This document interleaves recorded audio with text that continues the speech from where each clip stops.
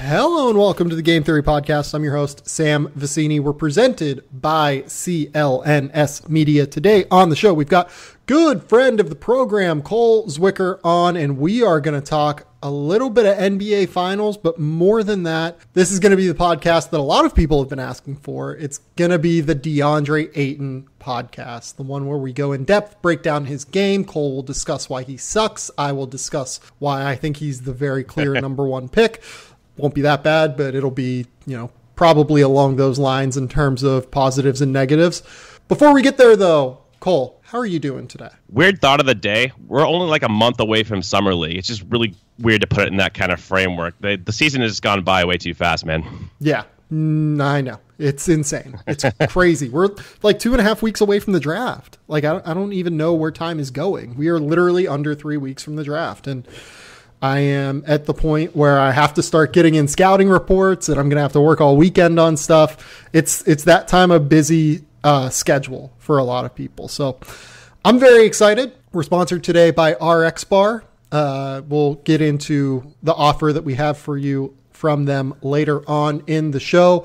Cole, I was at Pangos this weekend. For those who don't know, the Pangos All-American Camp is, for me, maybe the most underrated recruiting circuit event of the year. You get a chance to see kids who play for all different circuits, be it Adidas, Nike, or Under Armour, come together.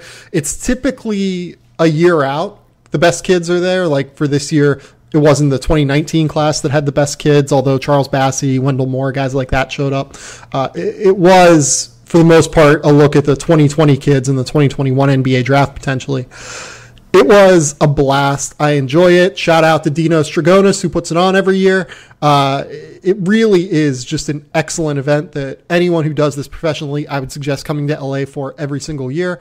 Cole, you were in like the eastern part of Washington this weekend. Where were you?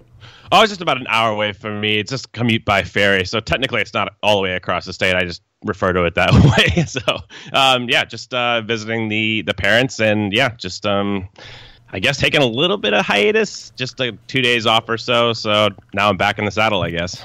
Yeah, no, I think that's the way to do it. Like I remember a couple weeks ago, I kind of took like 2 or 3 days and basically caught up totally on Billions. Watched from the first episode of the first season all the way through to where we're at now. And it was a great decision. I needed to recharge. Sometimes you just got to do it, man. You got to self-care. It is a very important word among millennials. I mean, we watch as much basketball as we do. Sometimes you just need a couple days to reset and recalibrate because it makes you watch film more intensely and better. Just after a while, especially before the draft, we're all packing in film right now. I'm sure like for many hours a day. So I think it just helps to recharge a little bit.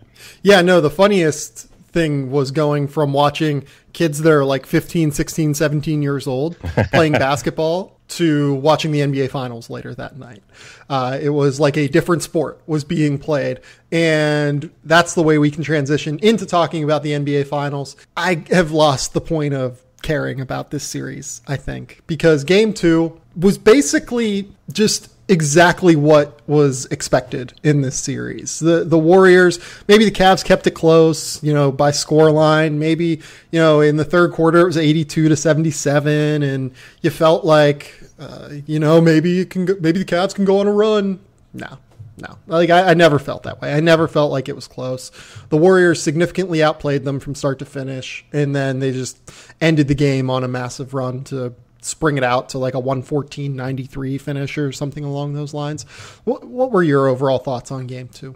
It went a little bit more in accordance with what we expected coming into the series. I just think you started to see the scheme advantages and the matchup advantages for the Warriors, and they really do play off the Cavs' weakest links much better than vice versa as far as the Cavs playing off the Warriors' weakest links. We talked in the first podcast, how would the Warriors adjust to LeBron's Game 1? I think we saw more of an effort to clog the lanes with him driving. They're going to help off Jeff Green. They're going to help off their non-shooters and just basically live with these Cavs guys shooting threes because they haven't done it at a high level. J.R. Smith hasn't made shots. He needs to make more shots. George Hill was pretty good in this game, actually, but their ancillary players, Jeff Green, 0 for 2 from 3.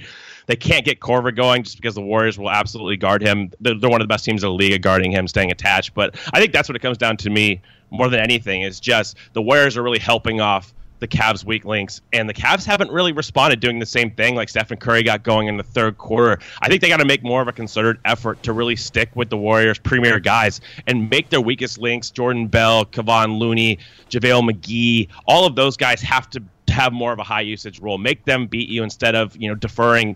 If that requires blitzing Stephen Curry, do that. If that requires like staying close to Klay Thompson and giving some of these other guys like Draymond Green open threes, I think that's what they have to do. That's where they are in the series right now. They cannot live with the recipe how they approach game 2. So yeah, let's talk about the Cavs' defensive strategy here, because the Warriors just destroyed them in ball screen scenarios. Early on, they were just slipping a ton of actions, especially in early offense, and creating easy points that way. Later on in the game, they just kind of realized, okay, Steph's going to be able to take whoever he wants to one-on-one and get wide open threes. Steph took 17 threes in game 2. That is way too many three-point attempts to allow to Stephen Curry, especially when so many of them were clean looks. Like, I would imagine that probably 11 or 12 of them were clean looks. And that's just way too many to give up to that guy. He's way too good. He's literally the best shooter basketball has ever seen. You got to get up on him. You got to be able to crowd him and force him to make plays. And to me, there's no real reason not to blitz him at this stage, just not to try and crowd him and play him aggressively on ball screens, because the Warriors are playing so many non-shooters in this series. Almost always 2 guys out of Sean Livingston, Draymond Green, Kevon Looney, Jordan Bell are on the floor. Like almost the entire series, 2 of those guys are on the floor. It's not that difficult to leave 2 of those guys. Maybe you're setting yourself up for rotational failure down the road, but you have to stop the first primary action first. And that's what I think the Cavs are struggling with right now. And in the past, we've seen teams like the Spurs, they'll switch like Aldridge onto Steph and they'll just run him off the 3-point line. I think you have to do a combination of those things. Blitz him and then just make sure he's not taking 17 threes. Make him take 2s. Even like the Warriors were getting great looks at the basket in the first quarter, I thought, for the most part, on the slip cuts like you noted. But it was still 32-28. Like the Cavs can score against this team. I think that's the clear part, is LeBron's going to be able to manufacture enough offense, I think, to hang. It's just that they have to adjust their defensive strategy. Make these other ancillary pieces pay, because the Warriors aren't that deep. That's their weakness this year, is they just don't have a lot of depth. You look at their bench right now. David West, 11 minutes. Kevon Looney, 11 minutes. Jordan Bell, 11 minutes. I mean, Sean Livingston has been great. I don't think he's missed a shot the entire series, but still, you're going to live with Sean Livingston shooting over Stephen Curry taking 17 threes, going 9 of 17. So that's how I would approach it. Try to run Steph off the line. Try to stick with their shooters. Get more aggressive in terms of coverages against him, because that's what the Cavs have done. This is another point, is like they did this against Oladipo. They took him out, they doubled him, and made their ancillary players, Indiana's ancillary players, make plays. And I think that's what they have to do. Of course, Draymond Green is going to be capable of a 4-and-3, but you have to live with that stuff. You have to live with the non-Steph, KD, Thompson type shooting threes. That's their only recipe. That's the only chance they have in this series. Well, it's because of the math too. Like, yeah, maybe Dre slices you. Maybe he finds these open 17-foot shots for Sean Livingston, or he finds them for Jordan Bell or Kevon Looney or something, or maybe it ends up being Kevin Durant isolations. Maybe that's the what ends up happening in these situations. Maybe it leads to a further increase of KD isos against guys like Jeff Green and against LeBron James when LeBron guards KD. I would much rather have that be the end result than have Stephen Curry shooting 17 threes or having these slip screen actions, which just create so many easy points.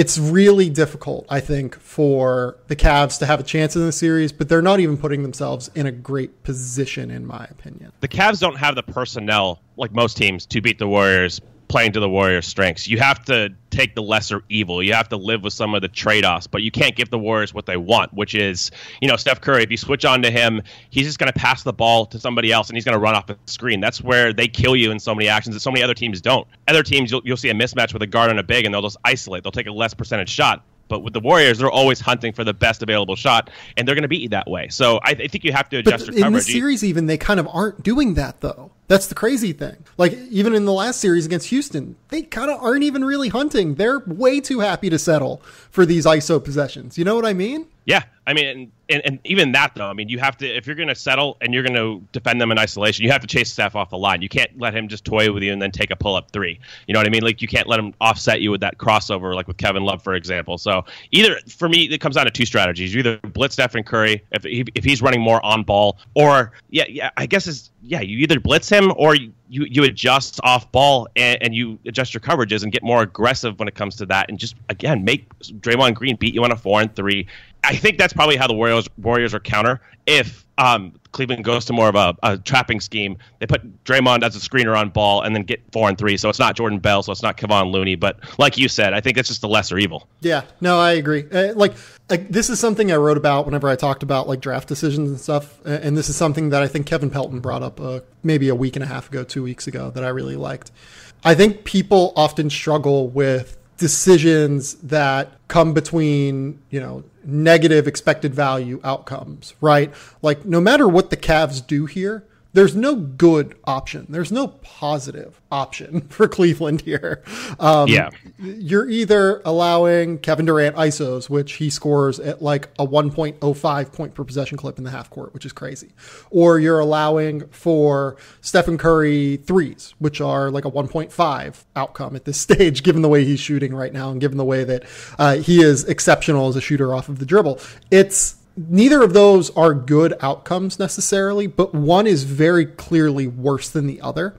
And with the way that the Warriors are running their rotation with multiple non-shooters, to me, it's just very obvious which way the Cavs should go here.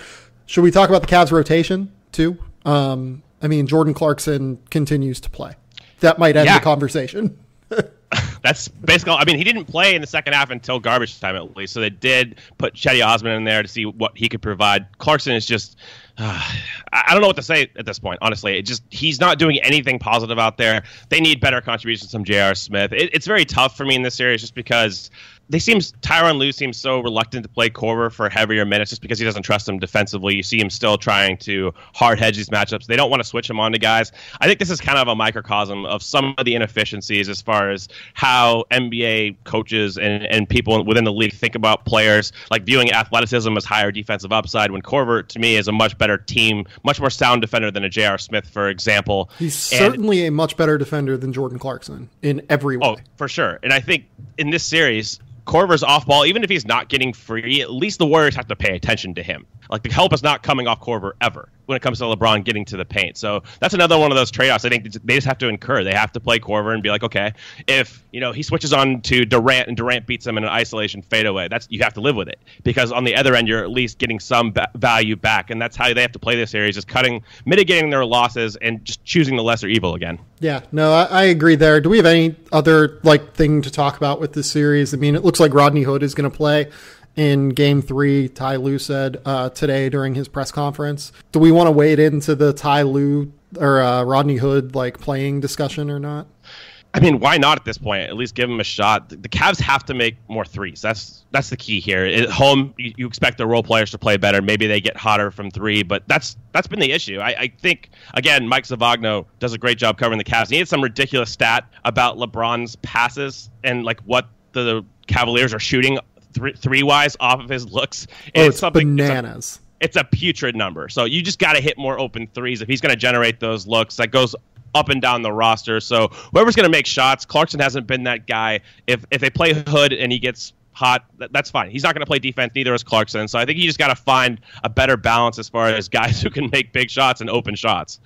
Yeah, no, I agree with that entirely. The Rodney Hood thing is just fascinating on so many levels. I can't remember an offseason where someone cost themselves so much money.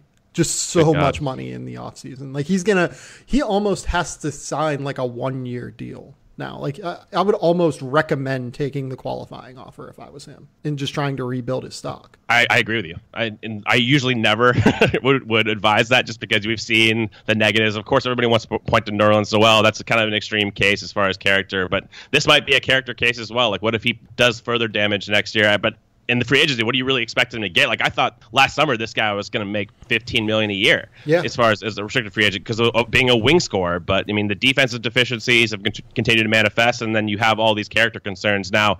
And considering the market, who's really going to pay big money for this guy in this moment? He's lost so much money. Yeah, and is there anything else we need to talk about with this series, or can we move on? Let's do it. One other note I want to bring up, just because I find it interesting, is there have been these random rumors about like Jaylen Brown for Mohamed Bamba, basically, or Jaylen Brown and a pick for the number 5 overall pick. Have you seen that? I've seen a little bit of talk. Where's the source from that? I think that it kind of comes from like a Sean Devaney at the Sporting News column saying that the Celtics are interested in Mohamed Bamba, and then it just kind of blossomed from there in an unhealthy way, like in a way that I don't think was actually reported necessarily. Eventually, like Tim Cato asked the Mavericks, hey, is this something you would consider if it was on the table? And shout out Tim Cato, new employee over at The Athletic, which is my current place of employment. He asked them, and they said that they would probably not be interested in a trade like that. What do you even kind of think of all of this? All of the Jaylen Brown, Mavericks for Mohamed Bamba, number 5 talk. I think the only concrete thing I can put to it is the Celtics eventually aren't going to be able to pay everybody. And that's what you have to look at is their roster. They have Gordon Hayward. I mean, they could trade Hayward, of course, but Kyrie Irving has an extension likely coming up, or a re-signing. Al Horford, Jason Tatum is going to be a max player. He's already going to be a max player. We can tell that. And he's a better player than Jaylen Brown, in my opinion. So inevitably, there's going to be an issue as far as finances potentially with the Celtics. So that's really the only driving force. I don't see like the Celtics actively shopping Jaylen Brown because they don't like Jaylen Brown. Like the only incentive for me would be to get more rookie scale, salary friendly contract on board, because you're probably not going to be able to pay all of these guys eventually, if that is indeed the scenario. But as far as straight up value for number 5, I think it's fair value. I mean, I think it's be a fair trade for both parties, frankly. I mean, Jaylen Brown's an established starter in this league at one of the hardest positions to fill. He's young. Maybe there's developmental upside still. I think that's definitely an argument, and a strong one. So overall, I think it's defensible from both vantage points. I mean, you'd be lucky to get, if you look back at any draft class at the 5th pick, you'd be lucky to get a very capable starter at a premier position locked in. And I think a bird in hand in this case, you could make an argument, eclipses anything they could get at number 5, even though, like, in a vacuum, yes, I'm higher on like a Jaren Jackson than I am a Jaylen Brown long term, but it's a very defensible trade for both sides, in my opinion. I think it would be relatively bananas for Boston to do this. Let's kind of start with the fact that Jaylen Brown is already really good. And he's already ready to contribute for an NBA team that is going to likely be the best team in the Eastern Conference next year. Like, we can say that, right? The Celtics are probably going to be the best team in the East. Yeah, if not the best, probably the second best for sure. Definitely among the elites. So the next point here, Jaylen Brown is making next year, if I remember correctly, like $4.1 million, something like that. Maybe 5 million, I think. Cause it's what? It's probably, yes, he has a 5.1. So so he's at 5.1 million next year. And then what is it? It's like a 26% bump from there. So like 1.26 times 5.1 is, so he's making 6.4 million next year, right? 6.5, yes. Okay. So how I knew that, I don't know. The thing is, though, that if you look at the way the rookie scale has increased over the last few years, you're really not getting like a wild amount of savings once you get into years 3 and 4, first and foremost, because number 5 overall next year, in the 3rd year of his rookie scale deal, he's going to make something like, I want to say $7 million. I think, let me look at the number. It's 1.25 times 1.2 times 5.4, if I remember correctly. And that number is like 6.5. And then in the 4th year, you're talking about a 26% increase. So it's 1.26 times that number. And he's making $8 million in year 4. So yeah, that's less than what a max contract is going to be for Jaylen Brown. But it's not like the number 5 overall pick is making peanuts. Like, they used to. And like the rookie scale used to be so valuable. It's still very, very valuable, but it's different now as well. I'm not seeing it, given that Mohamed Bamba is not going to be able to contribute to them in all likelihood next year. Maybe he's like a good backup behind Mohamed Bamba or behind Al Horford, but I don't know. I can't guarantee you that he is contributing to winning basketball next year, just given how skinny he is. Yeah, I totally agree with that. I mean, I was approaching the question more as in like the number 5 pick value-wise in a vacuum, not necessarily Bamba, because I agree. I think he's farther down the road, and if Boston wants to compete the next 2 years, which they are fully capable of, and plus, like, dealing Jaylen Brown just undermines your identity too. Like, their whole deal is having like three wings now who are all playmaking wings who can defend as well, and they can completely kill mismatches. Like, there's nowhere to hide anybody's opposing wings. We saw that against Philadelphia with like Marco Bellinelli, JJ Redick. There's nowhere to hide those guys against Boston. I think just for me, and there's nowhere to hide bigs anymore either on them. Correct. Yeah. And so the thing that we've talked about for a long time, I'm sorry, I'm going to stop interrupting. But the thing that you and I have talked about is that the wing position is the scarcest position in the league. It's so hard to find good defensive wings, and it just puts them at such an advantage in terms of matchups. Yeah, the only argument, again, that I see for this is long-term. If you start looking down the road in like 2020, if you re-sign Kyrie Irving to a max deal, if Gordon Hayward opts into that $34.1 million in his final year, I don't know what you do with Al Horford if he ends after that. It starts to get expensive because, again, you have Jason Tatum's max contract coming in 2021.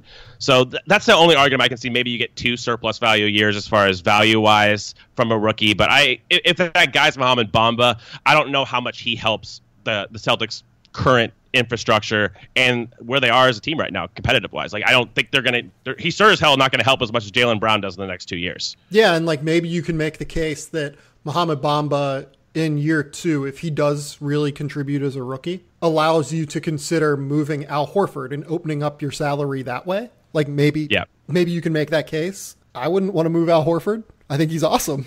He's like the perfect center for today's NBA. Yeah, I totally agree. And I think that, honestly, we could see them move on from even Hayward and then just give the money that they were giving Hayward to Jaylen Brown instead. So there are ways to work this out. I just don't think the general idea, if it's for Bamba specifically at number 5, then yeah, I would hesitate. But I think the overall general idea from a certain vantage point is defensible, even though I don't really see a huge incentive for Boston to do this. Yeah, that's where I'm at. Like, and if I was Dallas, by the way, you're telling me that I could get Jaylen Brown in number 26, which was the like proposed offer, taking that in a heartbeat. There are not a ton of wings in this class that are really good.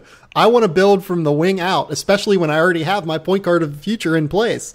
And there are good centers later in this draft that you can take at number 26. You can take a guy like Moritz Wagner, who is perfect for Rick Carlisle's scheme. You could take a guy like Chimezie Metu, who I think is better than Moritz Wagner and very good for Rick Carlisle's scheme, assuming he can keep his head on straight. Like, it's just that would be a no-brainer to me if I was Dallas, even if I really, really, really like Jaylen, or really, really like Mohamed Bamba, and I do. I like Mohamed Bamba.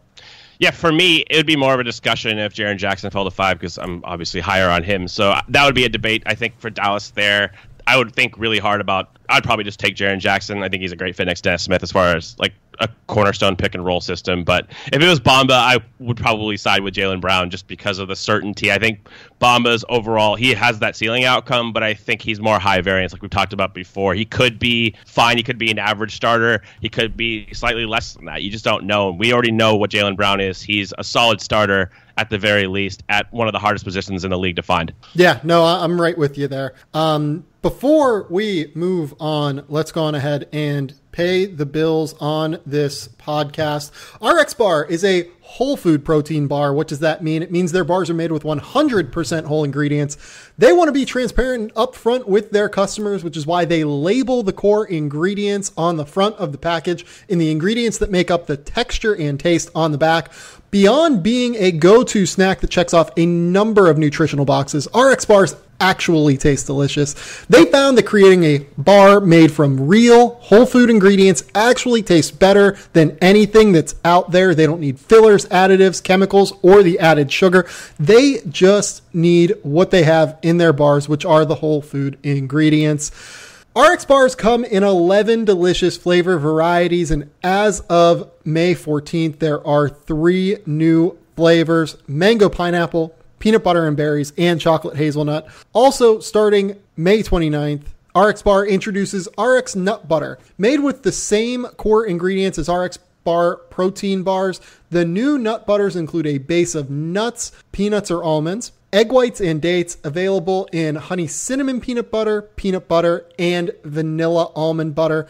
Really, their core ingredients just do the talking. It turns out that whole food ingredients and real food ingredients actually taste really good. You can taste the cacao, you can taste the fruit, the spices, anything they use to flavor these bars. The taste just really comes out. They're gluten-free, soy-free, dairy-free. There's no added sugar, no artificial colors, no artificial flavors, no artificial preservatives or fillers. And they're great for a number of occasions. When I was out at Pangos this weekend, checking out some of the young kids, recruiting and the class of 2020 kids, I took an RX bar with me. It was fantastic. It was just breakfast on the go. I took the peanut butter and berries one. It was absolutely fantastic. It can just be a snack at the office. You can throw it in the bag if you have a plane ride coming up. It's a pre or post workout snack because it's high in protein. Really is just a tremendous snack for you if you need it. For 25% off of your first order, visit rxbar.com/gametheory, GAMETHEORY, and enter that promo code GameTheory at checkout. For a limited time, every order will receive free samples. That free sample offer ends June 30th. Again, that is rxbar.com/gametheory. Again, this is just a great product, and I can't emphasize enough how much we enjoy it here over at the Game Theory Podcast. Cole, let's talk some DeAndre Ayton. So before we get into everything around this, right, you and I are going to have a lot of fun with this. DeAndre Ayton is very good at basketball. We would agree with that, right? Yes. Where do you have DeAndre Ayton on your big board? I have not decided on an exact rank, but he is definitely behind Luka Doncic and Jaren Jackson. So right now I have a tier from 3 to 10. I would say he's near the higher end of that, not the very top, but safely right now, maybe 4, 5, 6 in that range. We'll see, but I haven't narrowed down on a specific position yet. Okay, I would imagine that you're going to end up being one of the lower people on DeAndre Ayton in this class then. Would you agree with that? I would. DeAndre Ayton, for reference for our listeners who have not been following Arizona basketball as religiously as I have and as Cole has throughout the year, 20 points, 11.6 rebounds, 1.6 assists, 1.9 blocks per game. Made 12 three-pointers this year, can step out and shoot a little bit. 61.2 field goal percentage. He is just an absolute monster on the block and just embraces contact with ease. 7'1", something like a +5, +6 wingspan, 250 pounds, and there's not a pound that is out of place on that body. He is as physically ready to enter the NBA as I can remember any prospect. Yeah, as far as physical dimensions and movement skills, you're not going to get an argument from me there. I mean, he looks ready-made for the NBA game. He has since I saw him at Hoop Summit 2 years ago. He showed up when he was 17, and I think we both said the same thing. This guy looks like he was built in a lab to play basketball. No objection as far as his physical tools. What did we like from what we saw of him this year? What were the big standout skills that you saw from his game? I think the interior finishing, the touch around the basket, he can really, the jump hook, he's got soft touch there. He can elevate over the top. He can explode over the top and through contact. So as far as interior finishing in conjunction with rebounding, not really a box out guy, but he can just high point balls, and he's got a pretty good feel as far as that goes for just getting to balls quicker than everybody else just because he, awesome jumper for the most part. So I think that conjunction, that intersection of interior finishing and rebounding really stands out for him. Yes, and I would even take it a step further. I love the post game. As you kind of mentioned, he can create on the block using kind of a variety of moves. He has a nice little hook shot. He has a nice back shoulder spin. He can do basically whatever you're looking for. He's very good at finding that little open area for dump offs as well. He is kind of a natural feel for that, which is really important. It's something that, for instance, Andrew Bynum was absolutely great at whenever he was with the Lakers. The difference between Ayton and Andrew Bynum, or people like Andrew Bynum, is that his mobility is also just off the charts good. Like he is absolutely insanely mobile, and that's going to make life much, much easier for the coaching staff that ends up taking him. Yeah, mobility-wise, as far as changing ends in transition, can definitely play at the pace of the modern NBA, can run the floor with ease. He just looks like very, very clean movement skills as far as that goes. I'm not sure if I've ever seen a big run like him overall. And of course, the space defense as far as pure mobility. Let's wait on defense quickness. because I think that's going to be that's going to be a discussion. Oh, for sure. Yeah, I was getting at movement skills there, like the quickness there. He for his size, he moves really well. Yeah, he does. In terms of production this year, there have only been 2 players that have averaged 20 points, 11 rebounds, 1.9 blocks, and had a true shooting percentage of 65%. It's him and Chris Kaman over the last 25 years. Obviously, DeAndre Ayton doing it at the high major level, whereas Chris Kaman doing it at Central Michigan is a pretty big differentiator there in terms of talent and guys that he was going against. Like DeAndre Ayton, had at least a guy that was super athletic and 6'9" or a legit 7-footer going against him every night in the Pac-12. That production is insane. It's totally bananas to me. It's hard for me to get past that in a lot of ways. Yeah, the intersection of production and his physical tools, I get it. If that's the vantage point you're attacking this from, for sure. I mean, you're not going to get a debate with me as far as what he's produced, points and rebounds especially. He's an unselfish passer. I'm not sure if he's a quick decision maker, but he's pretty good handling double teams. I think there's some definite proclivity there. So there's some tools to work with as a passer. I see him more as an Embiid type of passer where he can pass over the top of double teams from the post. I'm not sure if the really quick decision making is there, but the unselfishness, I think that's probably a little underplayed with him. He definitely looks to move the ball at times. Yeah, as an offensive player and as a rebounder, I actually think there's quite a lot of similarity between him and Embiid.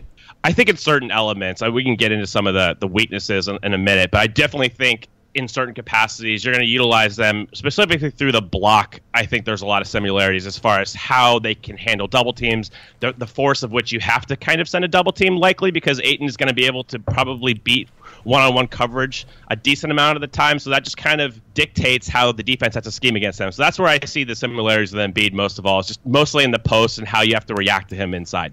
Yeah, like DeAndre Ayton is going to enter the league as what? One of conservatively the 20 strongest players in the league, something like that, right? Definitely up there. Like he is that physically strong and physically built already.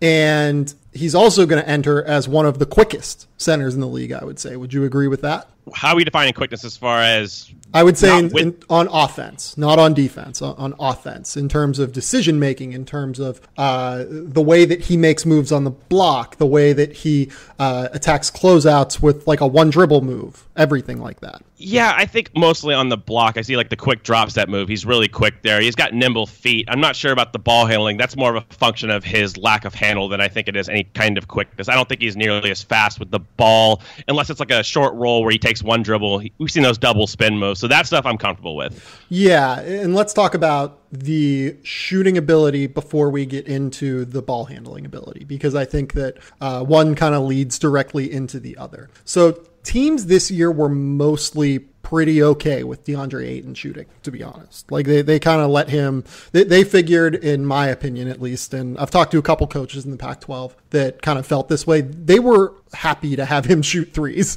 They were happy to have him shoot 18-footers because they felt that if he was shooting those shots, he was not getting duck-ins around the basket and not getting shots within 6 feet of the basket. Because again, on that level, he could establish deep position basically whenever he wanted, right? Yeah, I mean, that's definitely the trade-off that you live with him, especially because he does have an affinity for those mid-range shots when he gets pick and pops. Usually that's his number one instinct, is to shoot those pick and pops right away, and he was actually pretty efficient in them. He's a pretty good mid-range shooter, so you just live with the numbers there. You live with the math because you don't want him inside where, he was a historically good finisher for, especially a freshman college big, so definitely live with the mid-range shots. Yes. In terms of his jump shot in general, and before we get to that, I want to bring up the pick and pop numbers because he actually took a high number of pick and pop jumpers this year. He took 60 of them, hit them at a 45% effective field goal percentage clip. It's 50th percentile in the entire country. It's not bad, not great, but for a kid that's 19 years old, I think it portends for the potential to shoot it. In terms of his mechanics, because I think that is probably the more important place in terms of his development. The good news is that He gets really good rotation on the ball. He has a very clean release on his jumper. It's not a consistent release point all the time necessarily, and it comes pretty far away from his head. I think that a team would do well to really work on release point consistency with him and training for him as well. Pre-draft training is going to be essential for him. But overall, I would bet you that he shoots threes pretty consistently at the NBA level. I'm a little bit more skeptical. I like the touch. I think that's his best quality overall. We see that on the interior as far as just his general touch is good. The arc issues are there for me. I mean, he doesn't have ideal mechanics as far as his lower body. I think he's footwork issues, but he's more of a jump shooter, and that doesn't profile as well to the NBA three-point line. You see a lot of NBA fives that shoot threes, and it's more of a set shot, and that's where the differences with like an Embiid come in. Even though Embiid didn't really shoot a lot of jump shots in college, very little input there. Like he barely jumps at all. The same with Towns. He barely leaves the floor. It's more of a set shot, more simple input. With Ayton, I see a little bit too much going on in his lower body, and again, he's always had arc concerns. If you go back and watch like a Draft Express video before Arizona, he's never really shot threes that consistently, especially if you push him back to NBA three. I think that's going to be a little bit of an adjustment for him. I will say that I think the arc got better this year, but I think that that's more where I was getting at with release point, because sometimes he'll release it, he'll hold on the release point just a little too long, and it'll flatten out. The shot will flatten out pretty consistently. Whenever he gets a clean release point, the shot looks pretty beautiful, I think. I don't know about beautiful, but it looks clean and looks like it's going to be very, very solid going forward. I don't have issues from mid-range. I think he's going to be a very capable mid-range shooter. I think he's already kind of shown that his arc and just his general mechanics profile better there, in my opinion. I do have reservations about three just because he doesn't have the qualities that I look for from more of a spacing big. Like, I think Wendell Carter's mechanics profile much better to NBA three than Ayton's. I'm not saying Ayton is not going to shoot NBA threes. I think it's definitely within his range of outcomes. I'm just not sure how confident I am betting on that, especially from the off. Like, I think he could shoot maybe, multiple years down the road. It's going to be more of an adjustment than I think a lot of people are giving it credit for, though. Oh, I definitely think it's going to take time. Don't mistake that. Like, I think that he cannot step in and shoot 35% from three tomorrow. He's going to be like a 30% three-point shooter, kind of like Embiid is right now. I do think, though, that I actually kind of like the touch on his jumper a little bit more than I like Embiid's. I think the touch aspect is definitely fair. I do like Ayton's touch, but again, I think that Embiid's, his overall mechanics just profile better to three, and he's not really like a real shooter yet. He's kind of like a pseudo shooter. Like, he can make them, but you'll live with him taking them. I don't even feel that comfortable about Ayton from distance, so I think he probably steps in and he's less than 30%. Over time, I think he has the foundation of touch, especially, and just general coordination that he could improve there. I'm just not sure yet. You know what I mean? I'm more skeptical. Like, I'm not moving forward in my calculus. Like, this guy's for sure going to be a legit 3-point shooter. I know you're not saying, right. He gets some Towns comparisons. I know you're not saying that, but he's not going to be a 40% 3-point shooter. He's not Towns. No, he's not Towns as a shooter. I definitely agree with that. I agree with you generally that he's not like a super high level shooter yet. I just think you're going to be able to put him in pick and pop actions, and he's going to be able to knock down open threes. Like, maybe 3 years down the road, maybe 4 years down the road. It's going to take time, but by the time he's 23, 24, he just has such a unique combination of body control, fluidity. The fact that he jumps so high on his jumper kind of makes me think it might be a little bit more of a functional jumper than these like catch and shoot set shots that big men tend to take. He's a complicated shooter, I would say, but ultimately I think that an NBA team and an NBA training staff and his personal training staff that he will hire once he gets the money and that he likely already has, I think that they will get him to the point where he is a consistent shooter. And I like the point you made about functionality on the shot, because that's key with him. He can shoot over the top. We've seen that all year as far as in the mid post. He can turn and face. He actually has like a weird hezzy jumper occasionally. It's like, it's a functional shot. Yeah. And off the dribble pull-ups, he's coordinated enough to do it. Again, I'm not sure if I'd bet on him, and there's only very few amount of NBA players that are fives that can do that consistently. Like, Anthony Davis is on a different level than basically everybody else. When you look at the elites, I don't know if he's going to get there, but it's in his realm of outcomes. That's the thing about Ayton, is a lot of things are in his realm of outcomes. It's just how confident do you feel betting on them? Yeah, no, I agree with that. And I think that the next place that we should move on to is the ability to handle the ball and attack closeouts.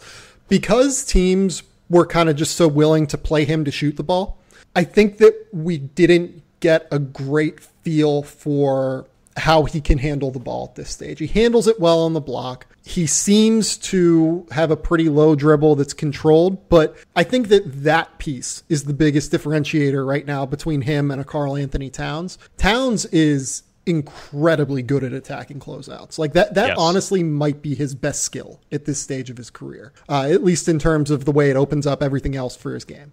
I honestly don't think DeAndre can do that yet. I don't know that we know for sure, but like I feel pretty good about saying that he's not there yet as a ball handler. Yeah, I definitely agree with you. I'm pretty suspect on his handling control overall. We saw a couple grab and goes. He's only had like 3 of those this year, and he just didn't look that fluid. He looks a little robotic overall. I mean, when he runs without the ball, he looks fine, of course, because he looks like a machine. But with the ball, he just looks a little robotic to me all the time as far as his movements. Mm-hmm. So, like dribbling, you talked about when you started, like the quickness with the ball. I think if he catches on a short roll and kind of immediately posts up and then, again, he hits you with those like double spin moves, that's where he's going to be effective. I think he can do some of the things like an Andre Drummond can do already. Like, I think he's that capable of a ball handler. Like, he can run a dribble handoff and then attack in a straight line. I think he's going to be fine there. Where I worry about him is like beyond the 3-point line. Can he catch, face up, and actually like coordinated wise get to the basket? Maybe even give a dribble move. I don't know if he has that kind of control. Like, that's where, again, we keep using these comparisons, or at least I do. Like a DeMarcus Cousins, like he's not that fluid with the ball. He's not going to face you up and like cross you through the legs and then pull up or beat you off the dribble with a crossover. Like, I don't think I'm not even sure if that's in his range of outcomes. Honestly, I think he's going to be fine functionally as a handler in certain settings, like, again, dribble handoffs. But I don't know if like the self-creator individual offense as a ball handler is ever going to be there for him. I will generally say that I'm not really willing to rule anything out with his range of outcome. You know what I mean? Like, he's just so fluid as an athlete and has so many natural basketball skills in general that, and like has displayed enough handle with the ball. Like, he's a guy that had an 11% turnover rate this year. And I would bet that a lot of those turnovers didn't actually come with losing the ball, like many other big men. You know what I mean? A lot of them he was trying to do a little too much passing the ball, which is rare for a big guy like that. I think he wasn't afforded the opportunity to really prove that he can attack closeouts. I'm just not really willing to rule anything out with him at this stage because he is so gifted. Yeah, I think this is the area I'm most skeptical on, is ball handling. And I think the instincts... I agree with you too on that. Yeah, I think this is the one that I'm most skeptical on. I don't see it reaching at least to the level of elite offensive players in the league. I don't think it's ever going to be Towns or Cousins here. And I think that's important because when you start talking about ceiling and like self-creation, this comes up. But I think you have to also factor in that he is kind of wired to pick and pop. It's not just about situation. Like, he's been like that at lower levels too. Like, his first instinct when he gets the ball on a pick and pop is to shoot. And he shoots, I would say, 95% of the time there. I mean, it's not like he's selfish. It's just that's how even if he's 15 feet from the basket and there is a driving lane, 95% odds he's shooting that ball still. That's just kind of how he's geared to play. So I think that's just, you have to factor it into the calculus. Is some guys' instincts, they play a certain way, and I think he's definitely geared more to shoot than he is to put the ball on the floor, whereas some other bigs in this class is kind of the opposite. Like, they want to attack closeouts. They're more willing to put the ball on the floor and get to the rim, where it seems like Ayton, that's kind of his last resort. Yeah, and I totally agree with that. I think that's 100% right. He, even at lower levels, I remember when he was a junior going into his senior year, one of the big concerns was that he has started to settle for too many things. Like, he's so gifted and so physically strong, and he enjoyed being out on the perimeter and trying to shoot. Like, this was an actual problem that people had, and it resulted in many evaluators moving Michael Porter ahead of him in recruiting rankings, which, looking back, I think was kind of crazy. But Michael Porter is incredibly talented, and I understand why they did it. I just didn't really agree with it. What I will say on Ayton, and we can kind of finish this here, is that I just don't think he's ever had the opportunity to prove it, because no one has ever closed out on him hard as a shooter. Even at lower levels, teams were like, okay, shoot, fine, go ahead. And maybe that'll happen in the NBA. Like, maybe teams will just be like, okay, that's fine, do your thing. I don't think that's going to happen if he proves himself as a good enough shooter, though. It's definitely a fair argument. I I remember sitting next to a scout, actually, at Adidas Nations, an NBA scout, and the first thing he wrote in the scrimmage was like, Ayton loves to shoot jumpers, because the first play of the game, it was a pick and pop, and there was a huge lane to the rim, and he just took that mid-range shot. So that just goes to, I guess, the rapport he has with some of the guys in the league as far as being geared that way. Mm-hmm. I don't know, man.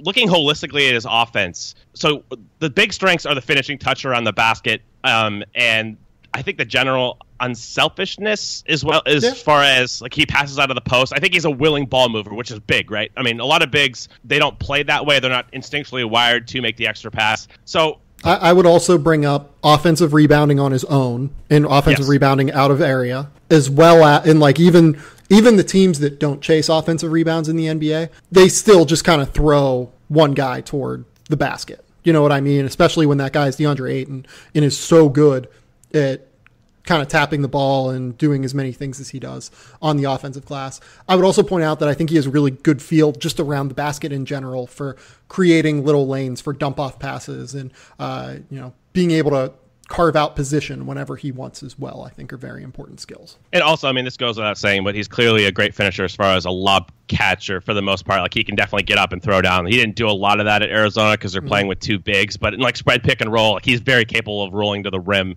catching, and then finishing a play. He definitely has the play finishing aspect. I just look at getting at this holistically. I look at what makes bigs super valuable in the modern game offensively. They shoot threes. You know, the face up, the elites can shoot off the dribble, like Anthony Davis, for example. I don't expect that from most prospects. But the face up game, as far as attacking closeouts, creating for yourself in face up situations, we saw even with Embiid in the playoffs, he was actually more effective and more efficient as a pull up shooter in the half court than he was in the post. Mm-hmm. And then guys who can make quick decisions, like an Al Horford, a Draymond Green, those types of bigs who can really catch on a short roll and make decisions. And for me, I look at that criteria. At least that's what I personally value, and what is kind of, I guess, sussed out with some of the metrics, so I'm not just using personal subjectivity. I don't know if Ayton does any of those things well. Is that a fair assessment? I think you framed it the right way by saying, I don't know. I don't think we know for sure yet that DeAndre is going to be able to put the ball on the deck, just straight up. Given the other things we've seen from his game, I don't think it's crazy to project it, though, either. Yeah, I mean, I just think we're getting at like likely outcomes versus maybe potentially unlikely but possible. It just comes down to a degree of which you think he might do these things. And just based on what I've seen in the sample I have, we're basically just giving him a ton of credit for being ultra coordinated, right? Without actually showing it on the floor consistently or even really in flashes. Like, we haven't seen high level self-creation in a face-up setting. We haven't seen enough evidence that he's going to shoot NBA threes, even though it's within his range of outcomes. So how I'm approaching this is, yes, I think with a guy like this, you can assume that he can do these things potentially, but I think that reality, it's basically become more of a likelihood for a lot of people, and I'm not willing to go that far. I think there should be some skepticism here as far as these things actually translating to a high level, if that makes sense. So, but here would be my argument to you on that. So, you're really high on Jaren Jackson's ability to handle the ball, right? Yes. That's just something that you think he's going to be able to do. I don't think that we have seen much less of DeAndre Ayton than we've seen of Jaren Jackson putting the ball on the deck. I think that DeAndre was just so much bigger of a piece of Arizona's offense that the moments where he does run kind of ISO face-up stuffs kind of blend into the background, because he'll like do it. Like, he'll put the ball on the deck and, one dribble pull up. He might not do like the crazy between the leg stuff that Jaren does, but he doesn't need to because he's a better athlete. He's a quicker first step than Jaren does.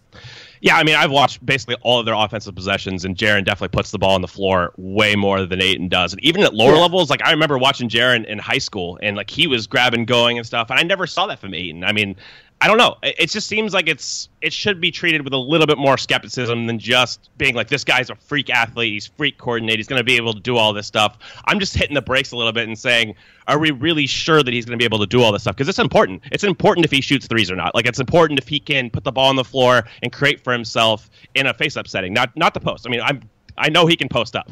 Yeah. He definitely has strong skills. I'm just saying the gray area to weaknesses, I think, by a lot of people are treated as maybe inevitabilities that he will do this just based on his physical makeup, and I'm not willing to go that far. So, yeah, I would agree with you that it's not an inevitability, for sure. Like, having said that, though, I think that if they happen, his upside pretty substantially exceeds anyone else's in this draft. You know what I mean? Well, I mean, that comes down as well to defense, which I'm sure we'll move into. But yes, I mean, let's talk defense. I get where you're coming from on this. Yeah, yes, let's talk defense, because I think you and I are going to have pretty drastically different assessments of his defense. So I will let you start on the defense, because I think that a lot of what you're going to bring up is very fair. It's very messy. Yeah, let's start with the strengths. I mean, like we did for the offense, I think that the general quickness, as far as he slides really powerfully, he can move laterally in ways that a lot of bigs can't. He gets, by some people, he gets clumped in with, most people talk about value-wise with defense, but he gets clumped into maybe like Nikola Vucevic, Enes Kanter. He can move way better than those guys. So just objectively, he's way more quick. Like, he can switch on a pick and roll likely and contain well enough. So with me, it comes down to this guy can play in space as far as when the play is in front of him and when he's engaged. I think he has the powerful sliding ability. He has the quickness to be able to defend at an NBA level there. He is nowhere near like Enes Kanter or Nikola Vucevic or whatever. He's a lot closer to Steven Adams out in space than he is any of those guys. He like can legit guard out in space. And I know a lot of people are going to point to the Buffalo game as a situation where he was very problematic out in space. I think a lot of that ended up being because of just Arizona not bringing it that night. Like, nobody on the team brought it that night, and I'm a lot more willing to kind of throw that game out than a lot of people are, I guess. It's certainly a part of my calculus. Like, they got their ass kicked that night and it was a disaster. But you saw throughout the season that he can really move his feet. He had to guard fours throughout the course of the year, and like most fours in college can step away from the basket and shoot. That was his job throughout the course of the year. He was out on the perimeter a lot more than he was near the basket as a rim protector. And I thought he availed himself incredibly well there. I mean, we have to note that it wasn't a great situation for him. I mean, he played the four in that scheme. I don't think it was well suited for his skills overall. So he definitely has the quickness to stay with some of these guys, especially on when the play's in front of him. I don't have a lot of concerns there. I think that he has the strength element and he has the length to really be a bother there. And I think the strength is pretty huge here as far as a pick and roll defender. Like, he can absorb contact defending in space. Like, he can take a shoulder drop and he has the length to contest. So as far as tools, if you saw, let's take the less extreme case of the Houston Rockets, where if they're running spread pick and roll with James Harden, you get a switch, but not Harden, like supplement a lesser player for him. I think that Ayton is going to be able to do those actions and switch on to a guy like that to a lesser extent and contain the ball. That is his strength at the next level as far as a defensive player is in those straight switch settings against, I don't know, maybe not even a Damian Lillard type. Somebody like that, I think he's going to be able to hold up a lot better than a lot of other bigs do, just because he has the quickness, the length, the strength. The Harden thing is actually really interesting, because I think he would actually hold up against Harden a little bit better than most people would because of the strength. You know what I mean? That's fair. Yeah, like, because Harden's going to go into your body every single time. Like, to quote Stan Van Gundy, like, DeAndre Ayton defending on the perimeter, like, he literally forms the fucking wall by himself. And like, yeah, you can get around him because he's still a 7-footer, but he's so physically strong that if you make physical contact with him, it's not going to end well for you. Yeah, in conjunction with perimeter defense, we have to talk about rebounding. I mean, defensive rebounding. He's a really high-level defensive rebounder. And out of his area as well. Out of his area. He doesn't even really box out consistently. You see that with a lot of these bigs. He just high points the ball. And he can get to the ball at a higher level and a quicker level than a lot of other players. So that's where he brings, for me, a predominant amount of his defensive values, being able to defend on the perimeter with the play in front and then defensive rebound. Do you think that's fair? Yes, and I would also bring up that when he is in position as a rim protector, you kind of can't score on him. At least at the college level, people could not score on him. When he is positioned in front of the basket, I agree with you. I think this goes to like being involved in the play, like in a pick and roll. If he switches on to a small and he tries to contain them, usually he does a good job of that. He'll contain and he'll contest, and you won't be able to finish over the top of him. So I definitely agree with that. He has the physical tools to protect the rim, both, rotating from the weak side. We'll get to that. But from a standstill, I think that he's a rarity in this class because he has the strength to kind of absorb guys running into his body and still be able to contest vertically, and he has the length there. Yes, I would agree with all of that. In general, as a rim protector, I think I'm a little bit more bullish than you will be, but we'll talk about that in a minute. I do want to bring up an interesting number just in general for DeAndre's overall on-off numbers. So when he was on the floor in general this season, Arizona was 5 point worse per 100 possession because he played a ton of minutes with really bad defenders. When you take Dusan Ristic off, so in the 1/3 of his possessions that he played just as the pure center in lineups, they were actually 2 points better per 100 possessions. They did a much, much, much better job of protecting the rim. 45% when it was just him with no Ristic on the floor from 2-point percentage versus 49% when Ristic was on the floor with him. So kind of something to look at, I think, is that whenever Ristic was off the floor and he had more traditional center responsibilities, he was fine. It's definitely a positive indicator. For sure, and it's something that needs to be brought up because the situation is he was an analyzing guy situation as far as playing next to Dusan. Not a very great situation. And Arizona couldn't really guard on the perimeter either, so that should be... We're going to get there. That should be noted. No, that was basically all I was going to say is situation is important. I think you have to recognize the situation as far as him playing the 4, Dusan Richards at the 5, and then not having a lot of perimeter defensive personnel around him, and that's an understatement. Yes, so... let's talk about the negatives. I will let you expound upon the issues of DeAndre Ayton defensively. Yeah, I just don't know if he knows what the hell he's doing. I mean, that's the number one thing for me is like when he's engaged in a play, like I don't agree with this, but I think I understand where it's coming from, but I don't really agree with it. Continue. I mean, I could probably piecemeal together like 30 plays this year where he's 3 feet or 4 feet away from the rim and he can rotate over and he doesn't do it. And he just kind of like, even one time he like jumped away from the ball. It's just really bizarre stuff. Like the instincts, I don't know if he's ever had to do it. Frankly, he looks much more comfortable on the perimeter than he is on the interior. I don't know if that speaks to how he was brought up as far as like role and stuff like that, but just he doesn't have the instincts, the help defensive instincts that I look for. Like I value guys that are like quarterbacks of your defense or organizing guys. They know when to rotate. They have good timing. All of that stuff I don't see from him as an off-ball defender. Like as a weak side guy, I just don't see it. And that's a huge part of the NBA. A lot of guys will point to switching and how important it is. Definitely important. But if you're involved in a playoff ball, you have to be dialed in the modern NBA. Otherwise, you're giving up a 3, you're giving up a cut. And I just don't trust him enough as far as his overall intelligence and instincts on the defensive side as a help defender. I think that is mostly fair for what it's worth. One thing that I will bring up is that Arizona needed him to stay out of foul trouble. Do you think that that's true? Definitely. Arizona just flat out needed him to stay on the floor. And their perimeter defense was so bad that often there was no resistance at the point of attack and that guys would just kind of blow by. And he would have been in a lot of 50-50 foul situations that I think he tried to avoid. That's the strongest argument in favor of his projection is that the Arizona situation, his role there, underplayed his defense. Yeah. The thing with me, again, is... So like, before you do this, I want to bring up who his perimeter defenders were. Parker Jackson Cartwright, he tries really hard. Like, I will give Parker that. He gives a shit at the point of attack. He's also just 5'8" and can't really defend anyone with strength. Look, Alonzo Trier is not a good defender. And I think like even Alonzo would say he struggled a little bit defensively this year. Raleigh Alkins is someone who has a very strong defensive reputation. And in pre-draft workouts, he has been said to have worked really, really hard defensively and made life hell for opposing teams and opposing players. And it seems like he understands that's where his calling card is going to be.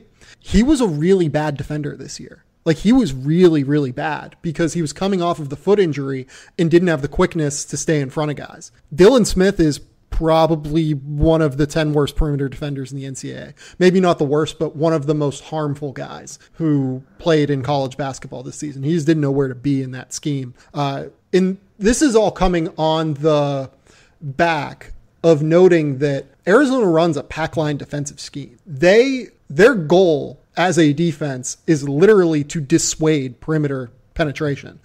It's a help heavy attack at the foul line extended where if a guy gets a step on him or on someone else, there should be a guy at the foul line to stop middle penetration. There should be a guy, in the corner to help, baseline penetration in these situations. Often these guys were so poor as help defenders or were so bad at the point of attack that guys just really didn't have time. Like their interior defenders didn't have time to react, I don't think. Yeah, and that reaction is also important here. Is like, I like guys that react quickly to actions. I just didn't see that from Ayton, man. I just didn't see it all year. And I know that might be situational to some point, but I can't excuse everything to situation. Like, you still got to rotate if your perimeter players get beat. That's what happens. Look at the modern NBA and how much is predicated on help defense reacting quickly. I want to bring up one thing in his favor, though.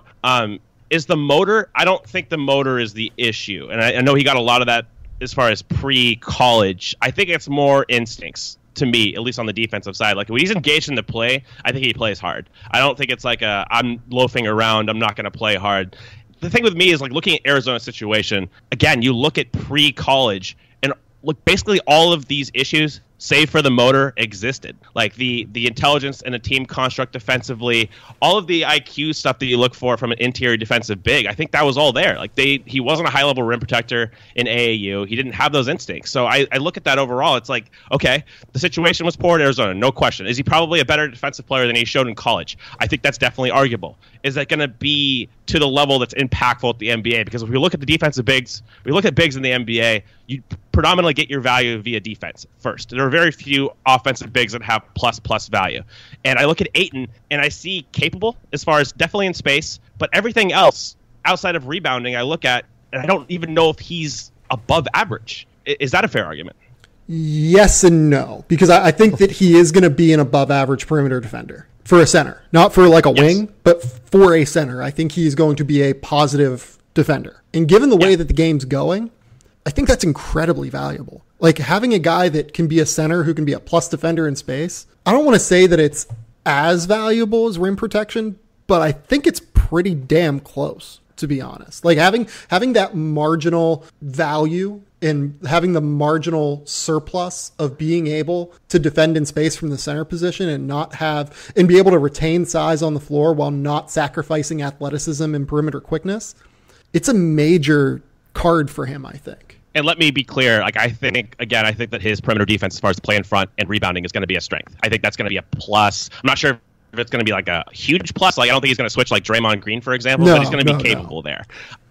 Like, so if he's Clint Capella, though, like, is it a surprise if he's Clint Capella in terms of perimeter defense? I don't think it's a surprise. No, I think that's definitely within his realm of outcomes. I think that that's probably the most likely avenue for success. Yeah. I'm worried about him on the perimeter off the ball, though, as far as like down screen actions. Can he react to different sets when it's not in front of him, when it's not like a straight 1-5 pick and roll? I'm with you there. I think that as a switch guy in those settings and as a rebounder, I'm fine with him. I just don't know, again, what he does other than that's going to be above average. I think he's more just kind of checks in at average. And for bigs, if you're drafting a big number 1 overall, don't you want to have more confidence in his defensive projection? Yes and no. So if you're a positive perimeter defender, and let's say he's Andre Drummond is a rim protector, right? Someone who, when he's there, is good, but is often late recovering. Do we think that's fair? Yeah, I think that's within his. I think Drummond is a little bit more natural, but that's within his range of outcomes for sure. Yeah, let's say he's Andre Drummond as a rim protector, but like slightly worse than Clint Capella as a perimeter defender, but like definitely a positive perimeter defender as a center. You throw in the fact that he's just going to be super productive as a defensive rebounder. He's going to be super productive as a rim running threat in pick and roll actions. He's going to be a pick and pop guy. That's kind of everything you need from a center, right? Like, except for the rim protection. And the rim protection is really important, but it's hard to find a perfect center. And I don't think that the rim protection is out of the realm of possibility for him as he continues to grow and mature, just given the physical tools. I mean, I think a lot of that is fair. I don't just view it as interior defense, like rim protection, though. I view it like, do you know where to be on the floor? In all settings, like off the ball, can you stay engaged? Can you react quickly to actions? I just don't see that. Yeah. Like, I don't know if you ever really learn that. You know what I mean? So it's not just like, can you protect the rim if he's standing around it? Like, I think the Drummond, like a cross between Drummond and LaMarcus Aldridge, just to give people a point of relativity. Like, I think Ayton's a really good prospect. I think that's probably a ceiling. Is more like a hybrid of those two guys, which is an all-star, right? For me, it's not about just production. It's about how you contribute to winning at the top of the draft when we have prospects that can actually do that. So if he's Drummond on the interior, if he's Capella on the perimeter, I think that's fine. Is that like a championship level player, potentially. I don't know. Because, again, the offensive stuff, I think we might have a little bit of disconnect as far as, I mean, we sussed this out as far as pick and pop ability. I don't know if it's going to extend to 3 and stuff. I just don't know what he does that's super, super valuable in the modern game, save for his quickness defensively at the point of attack when he's engaged in the play. So I think that that's like kind of the floor for him, just given what we've shown is like cross between LaMarcus Aldridge and Andre Drummond. Maybe it's not the floor, but like I think it's pretty close to the floor because that guy averages like 16 and 10 a game while being able to shoot mid-range jumpers, right? Yeah, I mean, this is going to be really interesting about floor ceiling outcome. Let's get into this conversation. I like this. I will let you go in terms of ceiling outcome first because I have a name. Yeah, for me, ceiling, I think it's Drummond Aldridge. I think that's more of his ceiling. Maybe maybe not like 95th percentile ceiling or like 99th percentile, like very, very high level ceiling. I think that he probably eclipses that, but like likely ceiling, I see an intersection of those two players. So like my likely ceiling for him is, oh man, that's hard. I think like offensively, like the likely ceiling is like Patrick Ewing. That's on offense. Now, Ewing was an incredible defensive player, I think he made the all defensive team 3 or 4 times and was really, really good on that end. So you are missing a piece of like legit value there. But like, is there a Patrick Ewing that is slightly I think he can be an above average defender. I mean, I think it's telling too that the Pac-12 coaches who vote on all defense put DeAndre Ayton on the Pac-12's all defense team. Now, let's be clear. I would not have done that.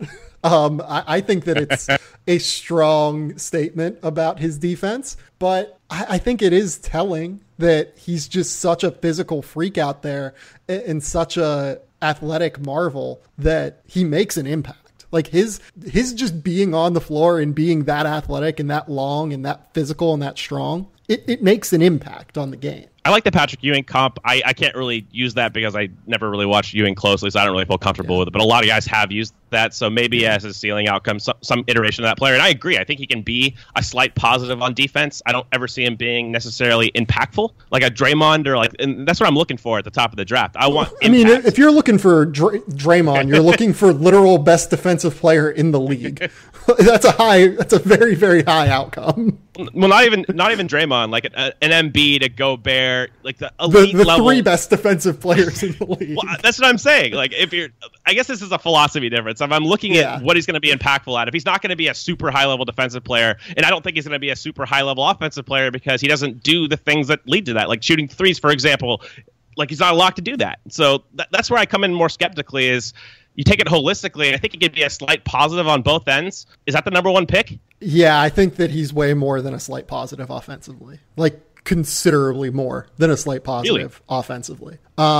Yeah, why is he not more than a slight positive offensively? I mean, we can go into this. I was going to ask you this in a little bit as far as going back over time and looking at the kinds of players that, because my whole thing is relative to basketball. What is different about him than when DeMarcus Cousins came into the league? I think that Cousins is way more coordinated overall with the ball as a face-up guy. And did he show that at Kentucky, though? In flashes, but he didn't get to do a lot. That's a danger about bigs in college is sometimes they don't get to show it. But I do think that the flashes were better. Like Cousins had a couple grab and goes where he looked more fluid than anything I've seen Ayton do there. And again, I trust his shot more. So I was more confident in him. But yeah, it surely wasn't a lock. Yeah, like DeMarcus Cousins didn't get to show a crazy amount of that in college. LaMarcus Aldridge, even like going back to Texas film, like was mostly a post-up guy in college, and now he's very, very different, obviously. I think that a lot of what you're looking for from bigs in the NBA draft are just physical tools. Like you just need to have physical tools to be able to be successful in this league. And I look at what DeAndre's physical tools are in terms of coordination, fluidity, explosiveness. Like we haven't even talked about the fact that this dude, he has like a 40+ inch vertical leap at 7'1", 250 pounds. To me, he is literally the biggest physical freak to enter the NBA since LeBron James.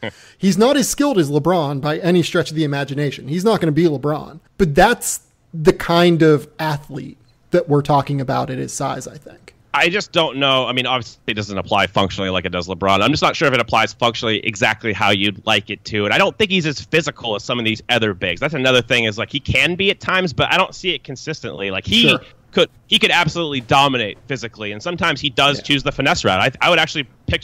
DeMarcus put people on their asses in college. Exactly. Yeah, I think that's fair. Exactly right. So I think that you don't see that added physicality. He plays a little bit more finesse basketball for his size. So can I go into one quick thing as far as history? I don't know if you look at history and like as far as who makes the finals as far as bigs, but I think this is kind of an illuminating discussion. So this is kind of a microcosm of partially why I'm a little lower on him. There's only been 2 bigs since like 2000 that have over a 30 usage rate that have made the finals. You know who those 2 bigs are? Shaquille O'Neal, Tim Duncan. Those are only repeat guys. Those guys are all-time bigs. Then you look at other bigs like Kevin Garnett, Chris Bosh, Kevin Love, Rasheed Wallace. All those guys are either high-level defensive players or they shoot threes.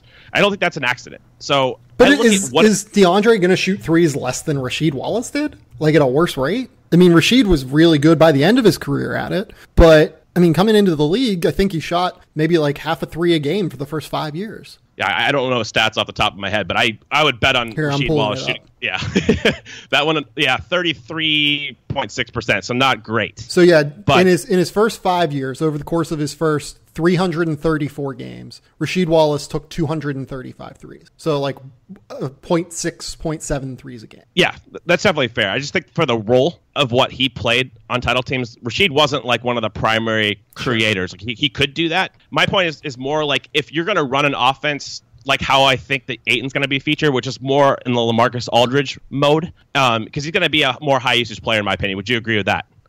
I think that that's fair, but I also think that I tend to be, as an evaluator, a little bit more... I'm happier with floor outcomes than you are. You look at ceiling outcome as almost everything. You know what I mean? Like that's what you want, and I don't blame you for it.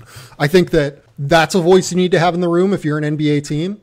You need to have a voice of floor in the room. Like there's room for both of these within the discussion. Sure. And that's why we're having it. I think we have to. Yeah, like, how does he fail? I guess is my next question. How does he, in what world does he not become a 15 and 10 guy? And that is the argument. I think if you're arguing production and safety, that's why I like him as a prospect, is because I do think, I don't know how he fails in the NBA as far as being a capable starting caliber player. I don't think that a reality exists that he's less than that kind of player. Maybe a lower end starter if we're getting like super conservative. But overall, I do think he's safe to production. I just think the disconnect is he's safe to value on a good team. And that's what I look for at the top. Like, why would you take... I guess this is a philosophy thing. Why would you take a guy that has a high floor, but you don't really believe... You probably believe in the ceiling as far as being really high. I don't. I don't see him getting to this level that a big needs to be for his archetype that would lead to winning a title. We just haven't seen it in the past. Like, all these guys, for the most part, unless you're a historically elite big, like a lot of guys think that Ayton's ceiling outcome is Shaquille O'Neal. You can't become Shaquille O'Neal. Like, there's only one of those guys, right? You just can't morph into the outlier physical coordination freaks. And, you know, he's not as good like high usage guys like Tim Duncan. It's just not going to happen. So if you look at that, and can I say something? He kind of Go. is that guy. Like, in terms of like physical combination of freakish skills and freakish like body control and athleticism, he kind of is that guy. Like, again, I just called him the biggest physical freak to enter the NBA in like a decade. Like that's kind of what he is, though. You know what I mean? And he's not strength wise Shaq. He's not. I don't even know what you would call Tim Duncan. Like, Tim Duncan probably had the best mind of any NBA player, right? To enter the league in the last 20 years. Like something like just IQ and overall skill set and length, right? Yes, that's definitely fair. But like, I think that DeAndre, from a physical perspective, is that kind of outlier. Okay. See, that might be the disconnect, because I don't think he's Shaquille O'Neal. Like, as far as that level of not just physicality, even though Shaq was much more physical, it's like Shaq was more athletic and is more functionally athletic. Like, watching him in the post and just how nimble his feet were, I don't know if Ayton's that coordinated. I'm actually pretty damn sure that he's not that coordinated. And comparing him to like, kind of like a fit. I'm not saying you're doing this. He's different than Shaq, for sure. Yes. Yeah. And I think that he's not wired to play with the edge that Shaq played. That's another part of Ayton's game to me. It's just, I don't know if this is fair or not, but there just doesn't seem to be a lot of like fuck you in his game, if that makes sense. Like, for a guy his size, like if he would go out there and just physically dominate, that'd be something else. But I just don't see that edge. Is that a fair characterization? I think that that's definitely fair. There's not like it's not a motor problem, although like that is something that's come up over the course of his career. Some people think he doesn't play all that hard. I think that went away this year. He played hard all year, but there's a difference between the Josh Jackson fuck you mentality and playing hard. And I think DeAndre is the latter. I think that you're definitely right there. And the question is, how much did he care about playing college basketball? Like, I don't know. This is where you need to learn more about the mentality of a kid. And like, I've talked to him. I've been in scrums with him. I've spoken to him one-on-one once. Like, he's a smiley kid. He definitely has like a little edge to him in terms of speaking to you, but he is like a jovial kid, a really nice dude. From what I know, was kind of like glue that held that locker room together as a freshman. But he doesn't have that like wild, I want to tear your heart out every time I take the floor. Yeah. He did it a couple times this year. Like, you go back and you watch the UCLA game in the Pac-12 tournament. He ripped their fucking heart out on the floor and stomped on it. No, it doesn't always do that though. Definitely does not always do that. And I look at him, and I don't know this guy personally. From the interviews that I've seen, he seems like really engaging. I actually really like him. But it's not like he has these super green flag character pluses. Like, even ESPN wrote an article about him kind of preferring the 4, all of these potential issues. They weren't like red flags. I'm not saying like you should factor this in heavily, but it's not like at the same time this guy is like going full speed off the court as far as like work ethic and stuff. I think he was described as having like an average to like fine work ethic at Arizona. Like, people were happy with him or whatnot, but it wasn't like this guy is like an overall go-getter, if that makes sense. I don't know. I just don't know if like the green flags align with the kind of on-court intangibles that we see from him, because it's not like, again, I just don't see the fuck you in his game. And if he's not going to be like super geared off the floor to improve at higher rates or whatnot, who knows how much of it was college setting or whatnot, but that's always been kind of his rep, right? Yeah, it has. I think that that's definitely fair. And I think that the biggest key to his ceiling is developing that mentality. If he develops that mentality, he is a Hall of Famer. Like, no question, right? Can you develop that mentality, though? That is no, a key I know. question. Like, that's a big question. Or does he have it and it's been dormant because he's been playing high school basketball and been playing at Arizona? Like, has not been getting paid $6 million to play basketball and it be his livelihood. You know what I mean? Yeah, and that's definitely fair. This is a microcosm of the overall point that's being made, is there's a lot of what ifs with him. Yeah, and I agree with that. Probably more than, again, I'm not putting this on you, but more like the consensus approach is like, this guy's going to be, God, I can't remember, like Kareem Abdul-Jabbar. I think that some guys were saying that. It's just, let's just rein it in a little bit, because it's not like all of these things are tangibly there to a level that you should confidently bet on necessarily. They were within the realm of outcomes, but I think it's more like conceptual than it is like you would actually bet on it realistically, if that makes sense. Especially like all of these what ifs aggregating together to form the product that most people think that could exist at a ceiling outcome. But here will be my case to you. Every single prospect in this class is like that. Every single one has a substantial concern. Fair. So I think there's no such thing as a perfect prospect. Like, we don't have LeBron or Anthony Davis in this class. Right. Like, there's no such thing as a perfect prospect. I think that I generally would agree with you that Ayton has a few of them, and he might even have more than Jaren Jackson does. But I think that his floor is much higher than what Jaren's is because of the physical tools and athleticism. Jaren's going to be a better defender, but like, DeAndre is just so physically freaky that it's kind of not going to, like, he's going to be productive regardless. You know what I mean?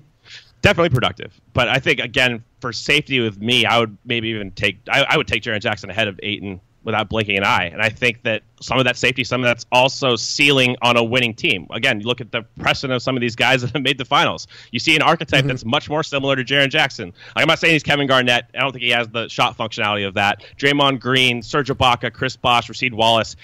Jaren Jackson's more similar to them than Ayton is, for sure. But and there's a long saying list. There, then, though, that guys like Clint Capella are more valuable than Karl Anthony Towns? No, because I don't think Clint Capella can't shoot, right? That's an important part for fives. Even in the past, is like shooting threes and not necessarily being the fulcrum of offenses, but being able to partake in them. Because I think that the league is driven by perimeter players for the most part. I don't think the big man is dead by any means, but Jaren Jackson shoots and he defends. And we know that has value historically. Or would you say that, like, to me, like that kind of argument says that, like, someone like Serge Ibaka, when he was with Oklahoma City and was bouncy and could do all kind of stuff, is more valuable to you than a legit number one option as an offensive player at center? because you would rather expend the money elsewhere. I'm not saying that like you would have one player ranked over the other.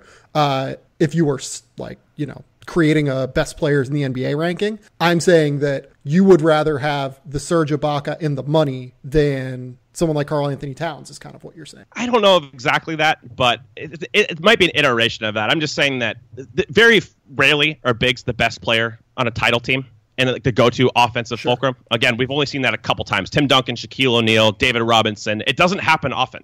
I mean, Hakeem Olajuwon in the 90s. I didn't watch Hakeem, obviously. I was too young. Patrick Ewing took them to the finals. Yes. So Ewing, so there's been a handful of options. If you think that Ayton is that kind of player, or potentially that kind of player, I can see the argument more. If you think he's going to be that damn good, I'm just saying the bar for that is really, really, really high. And these are historically, like, Shaq and Tim Duncan are both top 12 players of all time. Like, if you think that Ayton has that kind of ceiling, I get it. It's just going to be harder to even play through the post moving into the future.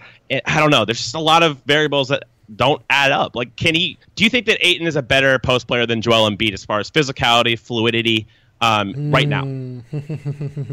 I think Joel is better right now because Joel is 4 years older, something like that. But I think that by the time DeAndre gets to 23 years old, DeAndre will be a better pure post player than Joel. Okay. Joel might be able to shoot it better because Joel can shoot, and DeAndre can also shoot, but we'll see how their shots develop over the course of the next couple years. But I think that that's the kind of post skill that you are talking about with DeAndre. And I think the advantage maybe for DeAndre is he'll make better decisions. Joel is not adept. I mean, he definitely pushes the envelope too much, a little bit careless there. I do think that Joel is more physical in the post, but DeAndre is more explosive than Joel is overall. So I think we really do kind of brush over Joel making terrible decisions constantly, don't we? It probably is one of the most underreported parts of anybody's game. I mean, I love Joel. I thought like he's like this iteration, this era's version of Tim Duncan without the mind necessarily, which is not obviously Tim Duncan. You know what I mean? Like, he just doesn't have that mental component in his game that he makes high level decisions. Very clearly a top 15 player in the league. He's so good. But like, people talk about him, I think, as if he's a top 7 player while not remembering that he makes just fucking terrible decisions regularly. Yeah, and that's his biggest downfall, honestly. I mean, but we saw against Boston, again, putting us back to the post point, he couldn't beat the Celtics out of the post. And a lot of that's decision-making, but a lot of that is it's just hard to win that way in the modern game because you can take it away. We saw Houston take Towns out of the post. I know that Ayton's more physical than Towns. He's got the better build, so he can anchor better there. But just overall, if that's his best offensive skill, and he's not making high-level decisions. Like, I would only trust Nikola Jokic out of any big in the league to actually run an offense through in the post because he's an elite-level decision maker, right? And he can also score. So if that is your approach, I don't know how it wins you a title. Like that's my deal. I would definitely trust DeMarcus to run an offense through the post too. DeMarcus he turns the ball over, but he's also just a total freak offensively. Yeah, he'd be my number 2. I wouldn't feel great about it because of the decisions. He gets a little careless at times, but yeah, from pure physical ability and the skill level and the coordination for sure. Yeah. So you would take, after talking this through, you have DeAndre like around 5. Yeah, roundabouts. Like I said, I've only really fixated completely on 1 Luka, 2 Jaren Jackson. And I think that this kind of accentuates our differences as evaluators. I really value floor outcome. I really value athletic projection a lot. And I think that you can probably tell that by the way I talk about Marvin Bagley as well. I tend to like Marvin Bagley a little bit more than Cole does as well, I think because of the athletic projection. Correct. Cole tends to value instincts at a marginally higher level than I do, as well as, what else would you say? Skills, maybe? Just overall, like putting the ball on the deck and kind of being able to create on your own.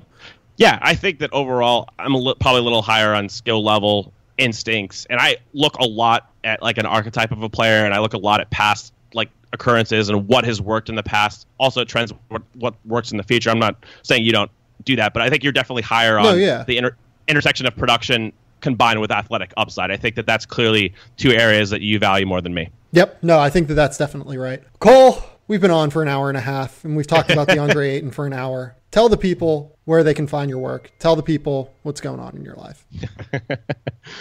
Not too much to report as far as life, just pressing last minute to get through all these prospects, like some second round guys going back over their film. But as usual, you can find me on thestepien.com.